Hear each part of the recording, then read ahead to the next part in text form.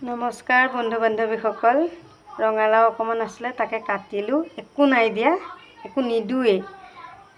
পিঁয়াজ কাটি দিছোঁ আৰু একেলগতে তেলত দি দিম আৰু জলকীয়া দি দিম, হৈ যাব। হালধি নিমখ, ইমানেই চিম্পুল একেবাৰে। এনেকৈও খাব পাৰি, ভাল লাগে এনেকৈও।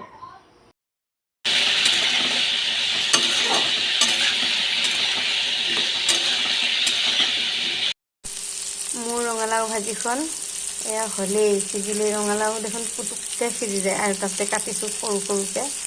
ৰঙালাও মই কিহত দি খাওঁ দেই, মই কৈ আছোঁ।